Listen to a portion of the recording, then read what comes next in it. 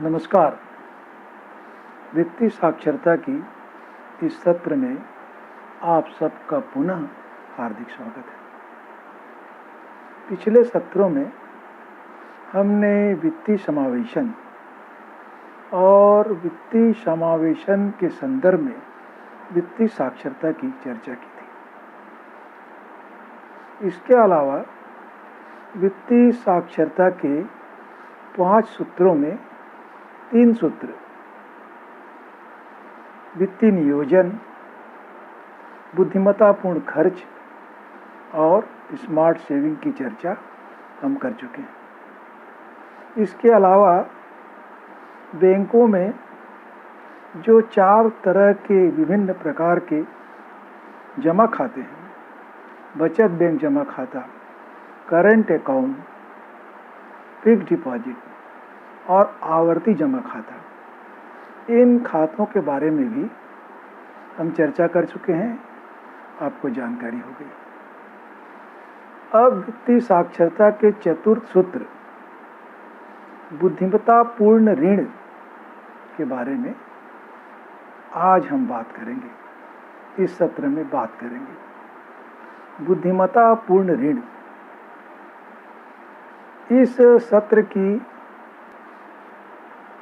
जो मुख्य बात है, जो सूत्र वाक्य है, वह है सोच समझ के लेना कर्ज वरना बन जाएगा मर्ज। सोच समझ के कर्ज लेना है। तो कर्ज लेते समय क्या सोचना है, क्या विचारना है? तो सबसे पहले तो यह सोचना है कि क्या सचमुच जो काम हम करने वाले हैं, जो व्यवसाय हम करने वाले हैं, हमारी जो आवश्यकता है, उसके लिए हमें कर्ज की ज़रूरत है।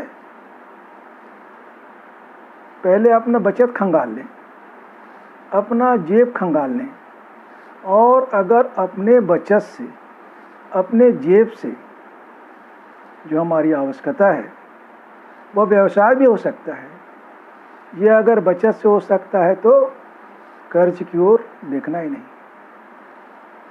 और अगर हमारे बचत से यह काम नहीं हो सकता, यह व्यवसाय नहीं हो सकता, तो कर्ज की ओर आगे बढ़ना है। और क्या सोचना है? यह भी जानना है कि जो कर्ज है, जहाँ से भी हम ऋण लें, वो दान नहीं है, अनुदान नहीं है, उसको कर्ज की नियम और शर्तों के अंतर्गत वापस करना है।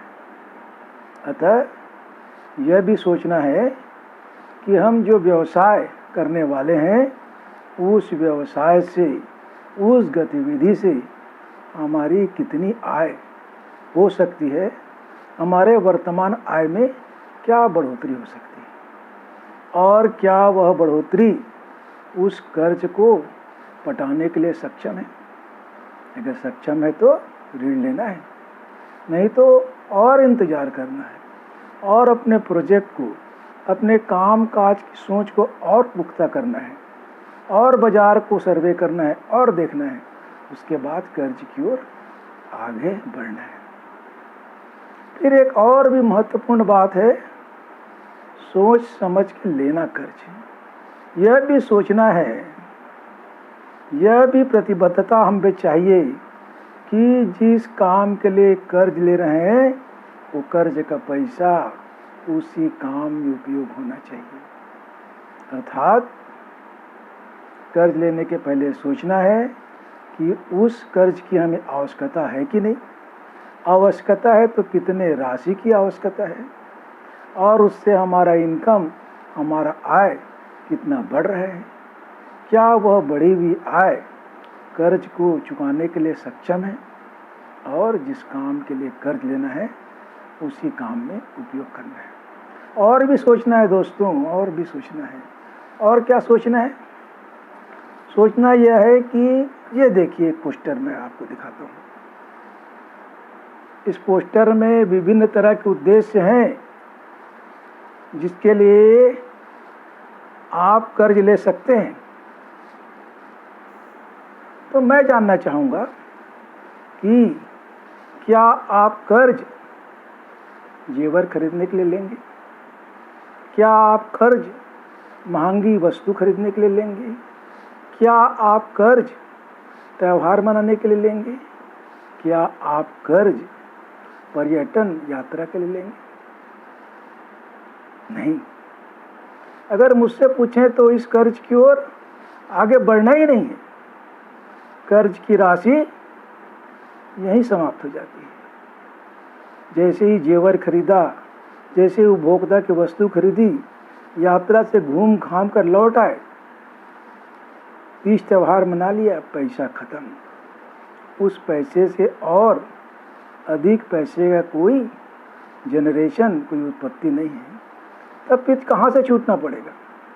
तब कर्ज हमारी जो आय है उसी से ही हमें छूटना है, जो कि बहुत कठिन है। दूसरा एक तरीका है कि क्या कर्ज हम कोई व्यवसाय के लिए ले सकते हैं।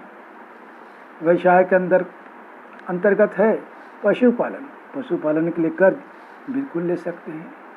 कोई दुकान चलाने के लिए कर्ज बिल्कुल ले सकते हैं। और दूसरी जो गतिविधियां हैं जो इस पोस्टर में दिखाई गई हैं, उसके लिए कर्ज हम अवश्य ले सकते हैं। इस तरह किराने की दुकान, कोई मशीन कल कारखाना, कोई सब्जी की दुकान, कोई दूध पालन का उद्योग, इस सब काम के लिए हम कर्ज लिए।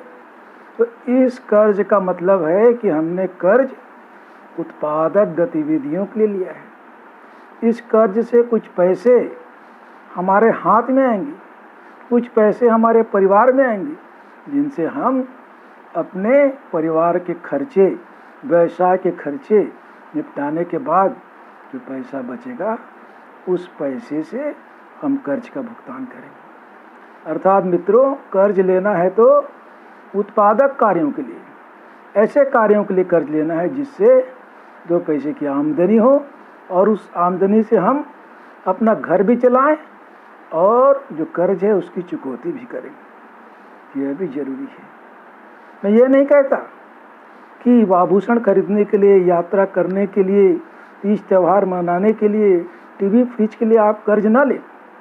हाँ, इसके लिए भी आप कर्ज ले सकते हैं, लेकिन तभी कर्ज लें जबकि आपकी आय इतनी हो कि उसमें कुछ सरप्लस है, कुछ बचत है, जिससे आप कर्ज को चुकौती कर सकते हैं।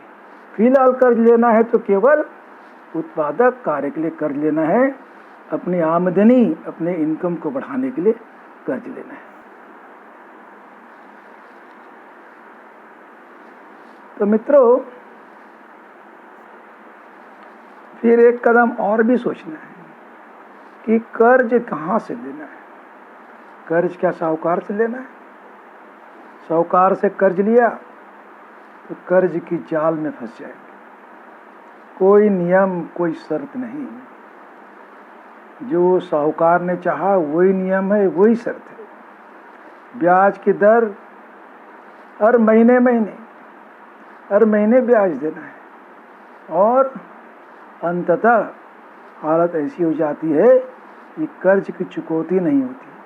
देख रहे हैं पोस्टर में कितने इच्छा से, कितनी चाहत से लिया गया पशु साहूकार हाके ले जा रहा है। और यही कर्ज हमने बैंक से ले लिया, कोई संस्था से ले लिया, तो नियम और शर्त है, करार है, एग्रीमेंट है। और एग्रीमेंट वो भी मनमाने नहीं। रिजर्व बैंक ऑफ इंडिया का नियंत्रण है। ब्याज की दर मासिक नहीं वार्षिक है, युक्ति संगत है। और नीचे देख रहे हैं, बैंक से कर्ज लिया, लागत कम, नियम और शर्तों के अंतर्गत ऋण, तो कर्ज भी चुकता होता है और संपत्ति भी बनती है, जीवन भी खुशहाल होता है। तो मित्रों, संस्थागत कर्ज उसे ही लेना है। जो निजी कर्ज है, जो साहूकार का कर्ज है, उससे हाथ जोड़ना है, उससे विमुख होना है, उससे पल्ला झाड़ना है। इस तरह वित्तीय साक्षरता का जो चौथा सूत्र है वह यही है कि जीवन को खुशहाल बनाने के लिए, उत्पादक गतिविधियों के लिए कर्ज की जरूरत पड़ सकती है और सोच समझकर बुद्धिमत्ता पूर्वक कर्ज लिया गया, संस्था से कर्ज लिया गया, साहूकार से कर्ज नहीं लिया गया। कर्ज की लागत, कर्ज की शर्तों से पूरी तरह परिचित हैं, तो वह कर्ज हमारे जीवन में खुशहाली लाएगा। वित्तीय साक्षरता का चतुर्थ सूत्र यही है। अगले सत्र में हम जो कर्ज के और विभिन्न तरह के प्रकार हैं, किस तरह का कर्ज है, किस कर्ज की क्या क्या शर्तें हैं, सरकार ने किस कर्ज की सुविधा, किस तरह के कर्ज को सामान्य लोगों के लिए मुहैया कराए, इसके बारे में चर्चा करेंगे। तो आप सबको पुनः नमस्कार। फिर अगले सत्र में मिलते हैं और चर्चा करते हैं कर्ज के विभिन्न प्रकार की, जिससे परिचित होकर हम अपने जीवन को और खुशहाल और आनंदपूर्वक बना सकते हैं। तब तक के लिए आप सबको नमस्कार। जय विहार।